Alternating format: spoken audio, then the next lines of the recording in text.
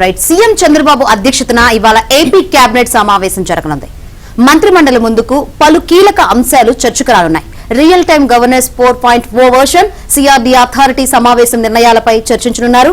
Kakinada port ద్వారా అక్రమంగా ration బియ్యం తరలిపోవడంపై కేబినెట్ లో డిప్యూటీ సీఎం పవన్ కళ్యాణ్ ప్రస్తావించే అవకాశం ఉంది.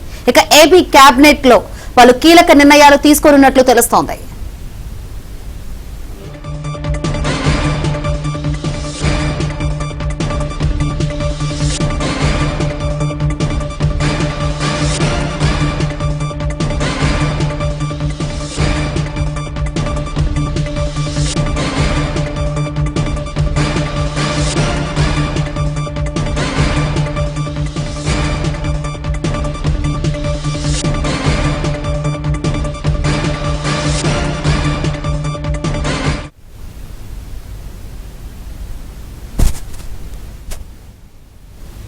సీఎం చంద్రబాబు అధ్యక్షతన ఇవాళ ఏపీ కేబినెట్ సమావేశం జరగనుంది. మంత్రిమండలి ముందుకు పలు కీలక అంశాలు చర్చకు రానున్నాయి.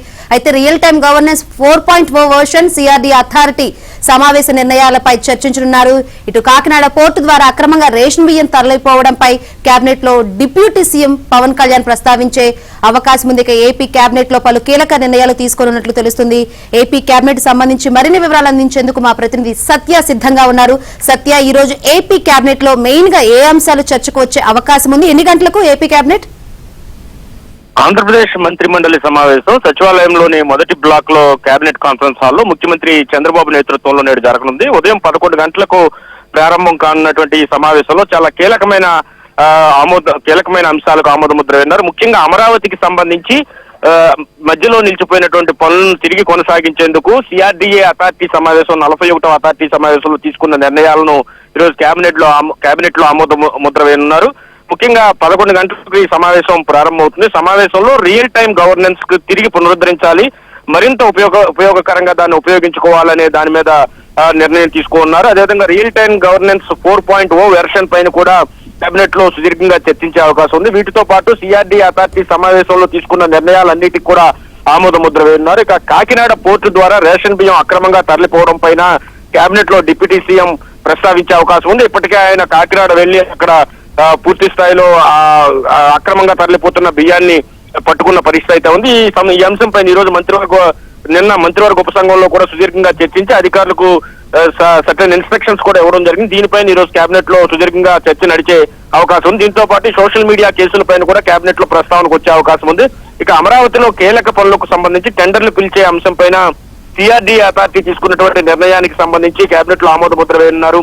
మొత్తం అమరావతికి సంబంధించి 11,467 కోట్ల మేర టెండర్లకు గ్రీన్ సిగ్నల్ ఈ రోజు కేబినెట్ ఇవ్వబోతోంది. సీఎం చంద్రబాబు అధ్యక్షతన జరిగిన 41వ సిఆర్డీ అథారిటీ సమావేశంలో భవనాలు, రోడ్లు, మౌలిక వస్తువులు చేపట్టేందుకు తీసుకున్నటువంటి అనుమతుల పైన ఈ రోజు కేబినెట్ లో నిర్ణయం తీసుకోనున్నారు.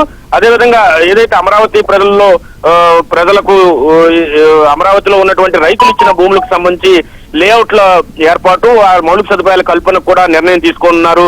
3 ఏళ్లలో అమరావతి నిర్మాణం చేపడతామని కేబినెట్ ద్వారా కూడా తెలియజేసే అవకాశం ఉంది. రాజధాని అమరావతిలో కీలక పనులు చేపట్టేందుకు మొత్తం 11,467 కోట్ల మేర పనులకు అథారిటీ ఆమోదం తెలపడం, మొత్తం 23 అంశాలను ఈ రోజు కేబినెట్ లో ఉంచి వీటికి కూడా ఆమోద ముద్ర వేసే అవకాశం ఉంది. సీడ్ క్యాపిటల్ లో నిర్మించే 360 కిలోమీటర్ల ట్రంక్ రోడ్ ఇన్ఫ్రాస్ట్రక్చర్ కి సంబంధించి 2,498 కోట్లు కేటాయింపు, వరద నివారణకు 1,585 కోట్లలో పాలవాగు, కొండవీటి వాగు, గ్రావిటీ కెనాల్ తో పాటు రిజర్వాయర్ల నిర్మాణానికి కూడా నిర్మాణానికి సంబంధించి ఈ రోజు కేబినెట్ లో ఆమోద ముద్ర వేసే అవకాశం ఉంది. Gazetted, non gazetted, class 4 all India services అధికారుల భవనాలకు సంబంధించి 3,523 కోట్లతో చేపట్టేందుకు కూడా అథారిటీలో ఆమోదం పొందింది. ఈ రోజు కేబినెట్ లో కూడా దాన్ని ఉంచి ఆమోదం పొందే అవకాశం ఉంది. రైతులకు ఇచ్చినటువంటి రిటర్నబుల్ లేఅవుట్లలో రోడ్లు, మౌలిక వస్తువుల కల్పనకు సంబంధించి 3,858 కోట్లు మంజూరు చేస్తూ కేబినెట్ లో ఆమోద ముద్ర వేసే అవకాశం ఉంది. దీంతో పాటు గత ప్రభుత్వం వచ్చాక ఆగిపోయినటువంటి హ్యాపీనెస్ ప్రాజెక్ట్ ఏదైతే ఉందో దాన్ని తిరిగి